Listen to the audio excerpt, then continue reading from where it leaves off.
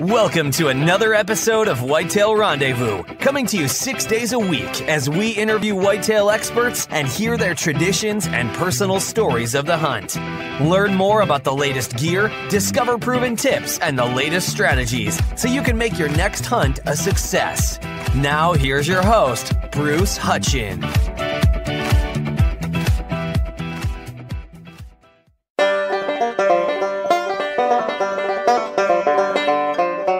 Hi, this is Bruce Hutchin, host and executive director of Whitetail Rendezvous.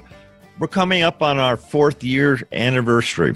March 15th was the beginning of Whitetail Rendezvous. It isn't when we launched. We launched actually in August 31st, 2015. But back in March of 2015, Bob Rourke and I got together and decided to begin building and framing out and interviewing and doing all the things you have to do to launch a podcast.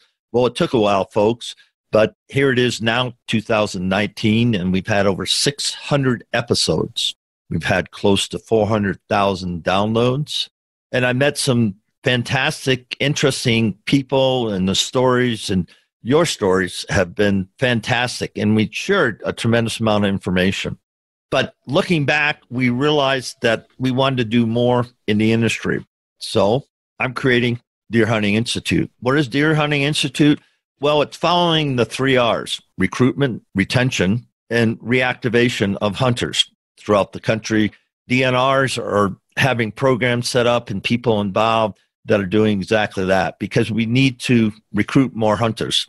We need to retain the hunters that we have, and we need to reactivate hunters that have left and had kids or switched jobs or just don't hunt anymore. We want them back in the field. So Deer Hunting Institute is aimed at doing that. And I look at it as we have people that are never hunted. We have beginner hunters. We have seasonal hunters. What's a seasonal hunter? Well, in Wisconsin, it's a 9-day season, and people get their gear out a week before. They hang it out in the backyard and they on their bibs, and they get air washed. They sight their rifle in, shoot it a couple of times at the range, and then they go sit on the stand they've been sitting on for 5 years, 10 years, 20 years. And it's a hunting tradition. It's a tradition about heading up north, heading to the cabin. Well, a lot of things have changed over 53 years that I've been hunting whitetails. And yes, the traditions are still there, but the way we hunt, how we hunt has all changed. And so Deer Hunting Institute is going to talk about that. We're going to talk about lost in the deer hunting forest. That's somebody that's never hunted. And if you take somebody that's never hunted, hunting the first time, it's a whole new ball game. Whitetail Rendezvous and Strike Force Energy have joined together. What have they joined together to do? Well, they joined together to help you kick the can. That's right. Strike Force Energy is the fastest growing new energy drink on Amazon today. It's simple. All you do is rip, drip, and sip. That's it. No sugar, no crash, no calories. It gives you the ability to focus and stay in the stand, stay on the hunt all day long without carrying around a can. When I get a sample pack, simply go to strikeforceenergy.com, put in WR free, and you'll get a 4-count sample pack from Strike Force Energy. You think about what is a hunter.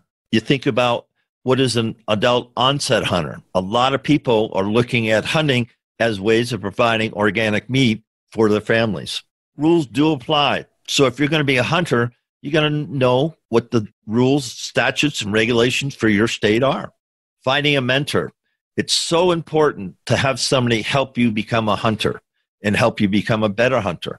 And lifelong relationships have developed over hunting. Dick Rogers took me to this family farm along the Baraboo River in Wisconsin back in 1966. So this year, is it 53 or 54 years? I don't know, but we'll be hunting the same farm that we did back then. That's the hunting tradition. Choice of weapon. How do you want to hunt? Finding a place to hunt. It's getting tougher and tougher. It used to be knocking on doors. You find a place to hunt. There's a lot of public land out there, and S47 just came through and hopefully will become law, and that opens up or protects our public land. So there is public land, but you have to find it. Scouting hunting locations is very important. Stand sites is equally as important. Stand access and excess. Reading sign, and finally, when to hunt.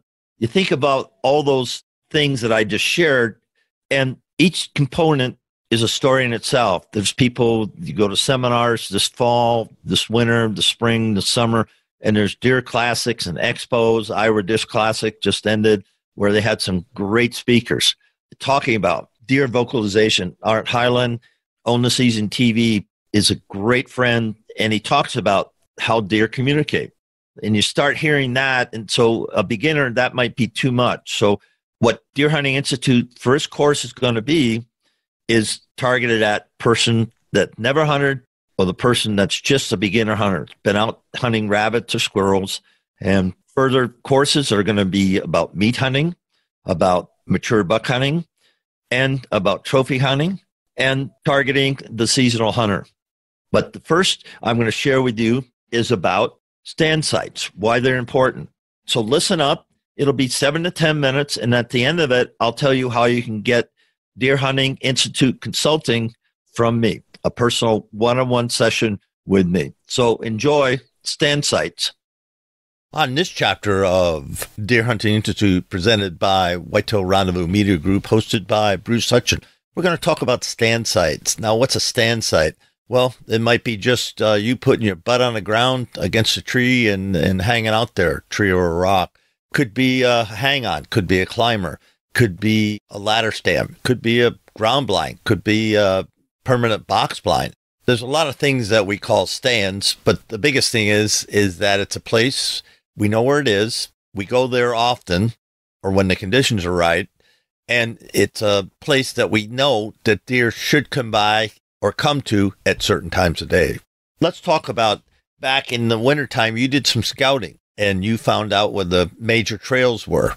You found some secondary trails and wandering trails, but the main trail, especially where they intersect, is always a good place for a stand given a specific time of year. And we'll talk about stand sites and specific times of year later in the course. But for right now, I wanted to introduce you to putting a stand where you have the greatest opportunity. The lower averages is going to run for you, that you're going to need to see a buck or doe come within 20, 30 yards of your stand. And realistically, unless you're on an edge or unless you're sitting on a field, that's the length of the shot in the woods, folks. That's kind of what it is. Yeah, there's some situations where you might get a longer shot, but let's just say with the 20 to 30 yard range on your stand. Now, going back to the travel corridors, we find two intersecting lines. Where are you going to put your stand? One, it has to be in a tree. If it's a tree stand, that can hold the stand, and it can hold your weight and offers you a good opportunity to shoot. And if you're right-handed, then you got to think about, okay, if I'm pulling and drawing my bow, okay, where's my best shot angles? Where's my best situation that I can shoot and kill this deer? And when you get up in the stand, you have to figure that out. Why? Because when you set up your stand, you got to trim. And like I said, later in the course, I'm going to get into the fine details. But you have to pick a stand site that you can raise your bow, draw your bow, and then let loose your arrow in not a lot of time, typically, and then hit your deer and harvest your deer. So you have to figure out, okay, what time of day is that deer going to come through? Where is the wind direction? And where's my concealment? All those things factor in because deer are smart. I've had deer, especially does, bust me because they know where my stand is, and they come down the trail and they look right up to where the stand is and they see this blob there. I'm not moving. I might be sitting down, but they still see me. You know, they're just looking, and they'll make that head bob and foot stomp and all the rest of the things that they do. But stand sites are important. So travel corridors, main travel corridors, you got to figure out what side of the stand of the trail, you want to put your stand. Then we have funnels. Well, funnels are just exactly, if you take a funnel and that you've used to pour gas in your car or oil into your engine, you know what a funnel is. Okay, so it's wide at the top and then it funnels down to really narrow. That's exactly what a funnel does. And the best way to see those are on Google Earth or an aerial map of your property that you're hunting. You can see what the natural funnels are. They might start a quarter mile away, but they funnel down to the place that you want to put a stand in representation of the wind. Okay, wherever the wind's coming from, you want to be downwind crossing of that funnel where the deer are going to come through. So just think you're going to be on either the left or right of that trail that funnel for the win. Always keep that in mind. Whitetail Rendezvous is pleased to announce a partnership with GoHunt.com. Who's GoHunt.com? Well, if you're a DIY hunter, you need the information at GoHunt.com/insider. Why? Because it provides 4,200 profiles, every unit, every species, and every season. Furthermore, they give in-depth analysis, interactive maps, unit access, and seasonal trends. Draw odds are very important, and they give you the most accurate information in the business. All this is available when you go to GoHunt.com/insider. Make sure you use promo code WR when you join Insider. You'll get a $50 gift card for GoHunt.com Gear Shop. All in all, if you're hunting out west in 2018, GoHunt.com Insider is where you need to be to get all the research information. When you use promo code WR, Whitetail Rendezvous receives a small commission from GoHunt.com. Next, we get pinch points. Now, pinch points might not be a funnel. They might be, everything's going hunky-dory, then all of a sudden there's a rock there, or there's a big lake, or there's something either geographically or in the landscape that is causing a pinch point where the deer have to. They don't have a choice. If they go one way, they drop off a cliff. They drop into a raging river. They might even drop into a swamp. You can see a lot of trails that'll come down to a pinch point, and they don't necessarily want to go through that swamp. They certainly will, but they might not want to because they're heading to food. So pinch points are exactly that. They could just be 10 yards in length or 50 yards in length and 10 yards wide. But it's a pinch point where the deer have to come through that if they're going to go through. And if they're not, then they have to go way out of the way. Again, we talked about earlier that with deer, they're going to take the easiest, most effective, efficient route from bedding to food to water. So think about pinch points as it could be a very short piece of real estate that they have to go through. And following that up, bottlenecks. To me, bottlenecks and pinch points are basically the same thing. Bottlenecks, if you commute to work or you've seen them, what is the bottleneck? Well, it's really narrow at the top and then it widens out. To me, it's the same thing as pinch points. And if somebody has a correction for me and wants to explain it better, reach out to me at deerhuntinginstitute@gmail.com, and I'd love to have a conversation. Stand sights at food sources. Deer eat. We know that. Deer eat typically in the evening. They come off the food in the morning and go back in the evening. Yes, there are times of days that you can see deer out in the fields during daylight hours, but typically it's those magic hours right after dawn and right after dusk. And if you're going to hunt near food sources in the morning, you want to be off the food sources. You want to be in that transition zone. In the evening, you want to be closer to the food source because they're going to come to a staging area and then they're going to come on to the food source. And the does and the fawns come first, and then the young bucks come, and then the older bucks kind of don't come out till it's dark, but they're close, but they're just watching, see what's happening because they're hungry too. So you got food sources. Then you have water sources. Deer drink. The axiom is food, cover, and water for whitetails. You have all those three things on your property, you will have whitetails if they're anywhere near or around. So water sources. The heat of the day is a great time. They'll get up briefly and go to water. They'll go to water after eating. They'll go to water after bedding all day. They will come to water, and you got to spend time on it, put a trail camera up, and monitor and see what days your local deer are coming to the water source. Then you set up accordingly. Bedding cover. Bedding cover is a great place to be, but you can't get too close. It's a fine line. Is it 100 yards too close? Is 200 yards too close? Depends on the density of cover. Last year during the rut, I was set up. I wasn't 50 yards from a bedded doe, and she was there, and I never busted her because I watched my wind. I slipped in there, and then I knew she was there, and it paid off because I had bucks coming through checking and looking for her, and she would come out of the cover every evening, and I was just waiting for the right buck to come through to harvest that buck or to see what kind of buck it is. But be very careful how close you set up the bedding cover, and be very aware of how you access and how you set up. Last thing I want to talk about are saddles. Okay, they're contour changes.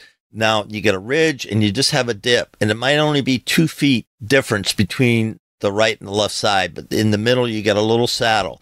And deer love saddles. Elk love saddles. Big game of any type love saddles. Why? Because it's just easier to get to one side to the other. And with that, I'm going to wrap up stand sites. If you have any questions, reach out to me at deerhuntinginstitute@gmail.com.